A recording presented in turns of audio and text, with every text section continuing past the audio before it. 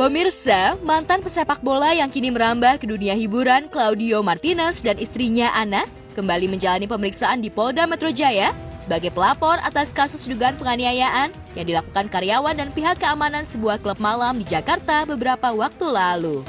Dalam agenda pemeriksaan kali ini, pria berdarah Chili Amerika Latin yang kerap disapa Dio ini membawa 2 orang saksi kunci yang saat kejadian melihat secara langsung saat Claudio dikeroyok oleh karyawan klub malam tersebut.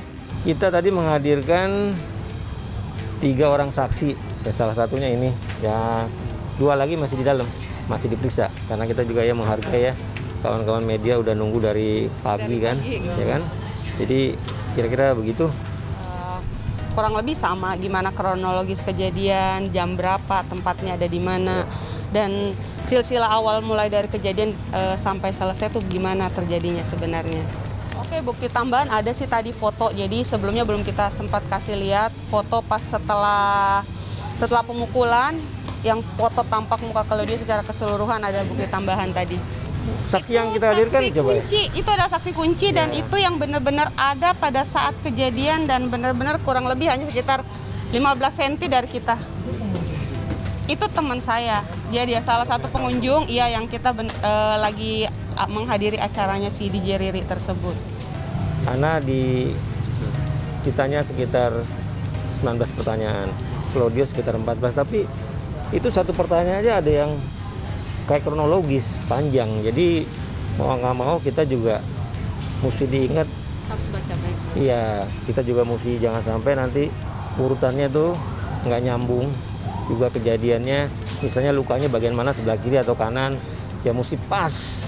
Jadi itu yang makan waktu. Kita kan tadi mulai dari jam 11 lewat ya, sekarang sudah mau jam 6. Ini aja sebenarnya Ana tinggal tanda tangan karena tadi banyak yang koreksi lagi sama kita.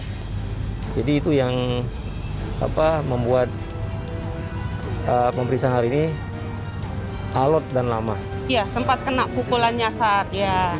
Ya. Itu dan istri saya juga ikut visum karena juga dia kena pukulan.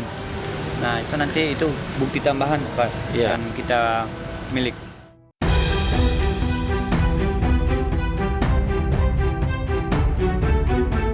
Usai menjalani pemeriksaan selama 6 jam lebih, Ana mengungkapkan harapannya agar proses hukum yang sedang dijalaninya saat ini dapat berjalan dengan adil dan semestinya, serta menjunjung tinggi nilai keadilan.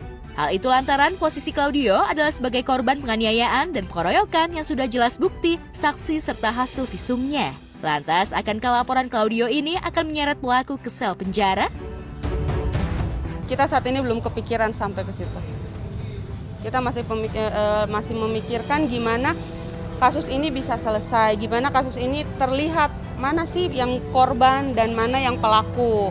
Karena saat ini kan ada statement suami saya yang korban, tapi kenapa ada laporan suami saya yang melakukan penganiayaan. Jadi semakin greget gitu loh, supaya semakin terlihat gimana sih sebenarnya hukum yang ada, gimana sih sebenarnya keadilan harus ditegakkan.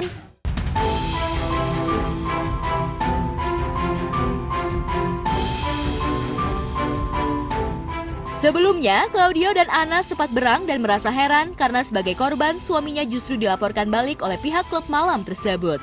Pada pemberitaan sebelumnya, 14 Juli 2022 lalu, Claudio juga dilaporkan atas dugaan penganiayaan oleh karyawan bar tersebut. Dalam pemeriksaan sebagai telapor dari manajemen bar tersebut, Claudio dicecar sebanyak 20 pertanyaan oleh penyidik. Itu adalah hak mereka, kita biarkan saja proses hukum yang berjalan. Namanya orang kita di sini bilangnya laporan tandingan lah. Ya itu sih kalau saya bilang untuk mengalihkan isu itu silakan aja ya. Kita kan punya bukti-bukti itu yang akan nanti kita tangkis lah dengan bukti-bukti yang ada. Semua pertanyaan dari penyidik kita jawab dengan sejujur-jujurnya sesuai yang terjadi pada malam itu. Dan alhamdulillah semua lancar. Itu sebenarnya itu periksaan ini hak mereka juga. Jadi kita sama tim lawyer saya ini, tim kita ini udah jawab dengan kenyataan. Mungkin nanti selanjutnya giliran saya buat ada panggilan buat saya ini. Jadi tadi juga kita kan cuman satu atap ya, sama-sama dari Subdit Jatanras. Tadi kan kita diperiksa di unit 1. Tadi kita sudah menanyakan masalah laporan kita.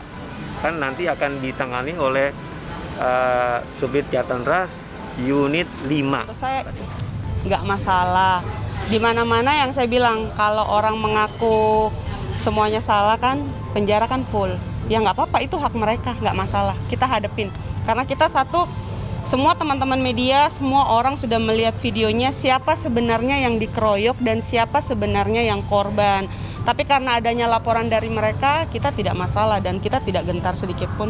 Kita sudah mulai membaik, apalagi kita percayalah sama kuasa hukum kita kalau benar-benar kita didukung sama mereka juga, karena mereka tahu yang kita langkah-langkah yang kita harus ambil. Aku cuma satu, hidung saya mungkin aku merasa kelihatan oke, tapi kalau di saat saya ketawa atau saya gerakan yang gimana, apalagi di saat saya sholat, wudhu, kan kita harus cuci muka, itu pasti terasa lah. Cuma kita sementara masih begini aja. Kalau psikologis kita juga sama istri, udahlah ini mungkin trauma lah, apalagi istri saya perempuan. Itu kita yang harus lihat, istri saya perempuan. Kalau saya ya masih sedikit tidak pede, tapi kita harus tetap berjuang. Mungkin abang juga kasih kepercayaan juga untuk kita terus maju.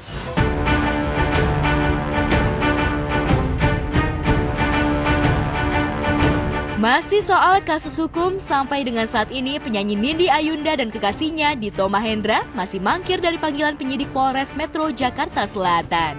Padahal pemanggilan pertama dan kedua sudah dilayangkan penyidik kepada sepasang kekasih tersebut sejak 2 minggu lalu.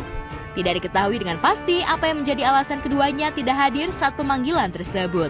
Menurut kabar yang beredar, penyidik akan melakukan penjemputan paksa terhadap pelantun tembang Cinta Cuma Satu dan Dito Mahendra.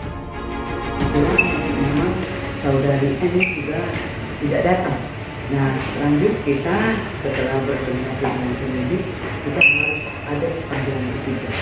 Yaitu kita kalau di situ pasti ada judulnya untuk membawa. Jadi kalau tidak datang untuk ketiga, berarti kita wajib. Jadi kalau ketiga itu sekiranya dia memang tidak bisa menghadap, tidak bisa ke Polres Jakarta Selatan, ya kita mencari, kita membawa. Seperti diketahui, keduanya akan dimintai keterangan sebagai saksi atas dugaan perampasan kemerdekaan yang dilaporkan Riri Diana, istri mantan supir pribadi Nindi Ayunda. Nah, ya udah mulai 11 Februari 2021. Jadi Karena dia saya memang udah linglung karena waktu itu saya ada pemukulan di bagian leher, dada sama kepala saya gitu. yang dipukul bagian leher, dada dan kepala. Akibatnya apa Akibatnya sekarang saya merasakan dari jam 2 siang sampai malam ini terasa pusingnya di kepala gitu. Rasa pusing kepalanya. Saya pikir itu Mas yang menjadi inti, lain-lain saya nggak perlu jelaskan karena materi dari proses. Mungkin istrinya yang menjadi pelapor bisa menjelaskan akibat efek daripada persoalan itu apa yang terjadi sebagai istri yang dia banyak tahu. Posisi saya kan mata ditutup gitu. Mata ditutup pakai apa sih Ibu? Apa istilahnya? Apa sih kain hitam gitu. Artinya abang juga nggak tahu pasti ya siapa yang mukul. Nggak tahu gitu pasti ya? siapa yang Tahu pada akhirnya. Pada akhirnya tahu. Ada yang tahu karena selain dia ada seseorang yang juga sama-sama yang kebetulan tidak memakai penutup dan dia yang menjelaskan.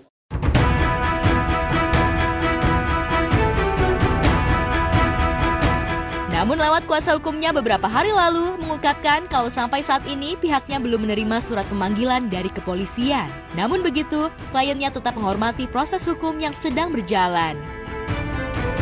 Ya kita menunggu aja proses hukum yang berjalan. Kalau memang ada betul panggilan ketiga nanti, saya harap nanti kami bisa datang lah, bisa hadir. Masih sebagai saksi. Sebagai saksi di laporan LP 904 itu, Bro.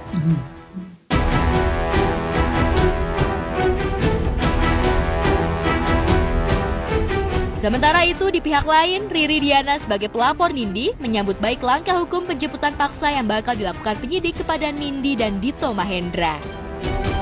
Iya. Saya dia cuma nyebut temannya mereka. Pria semua, Bu? Pria badan Satu orang gitu? Atau Kalau yang nemuin saya itu 1 orang, cuman Pak RT bilang ada 3 orang. Pak RT bilang ada 3 orang. Kalau yang nemuin saya cuma 1 orang.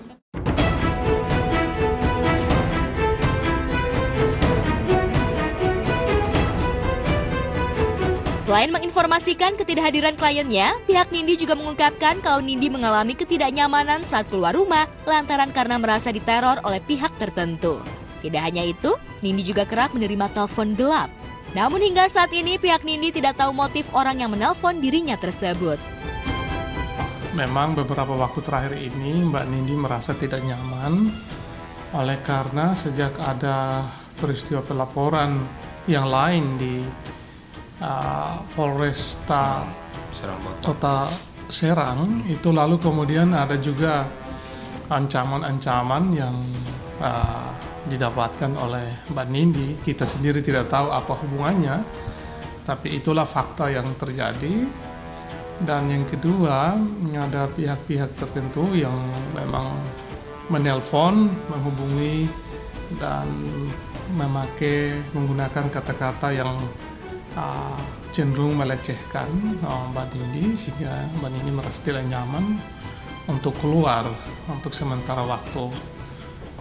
Saya kira itu bisa kita sampaikan terkait dengan ketidakhadiran Mbak Nindi dalam memenuhi panggilan Polresta Jakarta Selatan. Namun demikian, tentu jika nanti suatu saat situasinya sudah tenang, sudah nyaman, tentu kita akan berkoordinasi lagi dengan pihak penyidik untuk menyelesaikan panggilan tersebut. Dijadwalkan ulang. Lantas, apa tanggapan kuasa hukum Nindi atas upaya paksa penjemputan yang bakal dilakukan penyidik Polres Jakarta Selatan terhadap kliennya tersebut? Jadi untuk tanggal hari Senin sudah kita terbitkan. Kemudian untuk kita mulai hari Rabu ya, kemudian itu tetap kita cari. Itu memang udah kewajiban dari kita, jika memang ada pemanggilan ketiga tidak dapat menghadap, berarti kita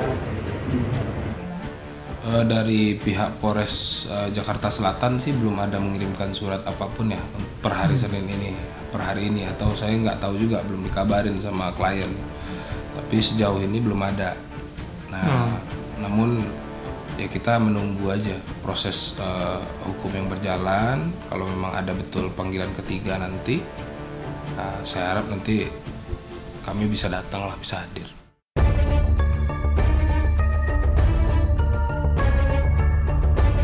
Sementara itu, pengakuan yang sama mengalami teror dan ancaman juga dialami Riri Diana dan Sulaiman.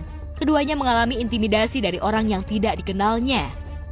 Lantas benarkah teror yang dialami Riri dan Sulaiman adalah orang suruhan Nindi Ayunda? Mau cari kerjaan susah gitu kan.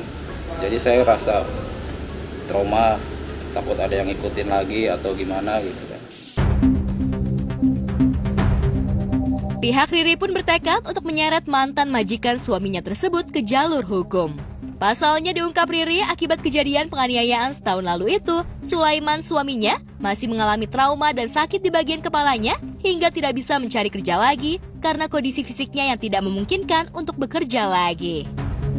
Efeknya itu berkepanjangan sampai sekarang karena suami saya jadi kayak orang tulalit, sering sakit kepala, dan itu berimbas pada pekerjaan karena dia sering lupa. Harusnya dia pergi kemana, dia harus belok kemana, dia belok kemana gitu. Jadi untuk cari kerjaan pun susah, bos nggak akan mau nerima orang yang agak tulalit gitu. Berimbasnya ke perekonomian pastinya. Dan yang bikin saya sedih itu, ya dia sering sakit kepala. Siapa sih istri yang nggak akan sedih ngelihat suaminya seperti itu? Yang biasanya dia tidak seperti itu. Sampai dia kadang-kadang sama anak pun dia jadi kayak orang nggak fokus gitu loh. Makanya saya mau berjuang untuk keadilan suami saya di sini, untuk supaya bisa, ya saya rakyat, saya orang kecil, saya cuma minta keadilan seadil-adilnya untuk suami saya. Jadi kita tadi untuk alasannya juga belum bisa dikonfirmasi dari sana, tapi yang jelas untuk panggilan ketiga kita harus perintah membawa. Jadi surat perintah jelas untuk ketiga kita wajib membawa.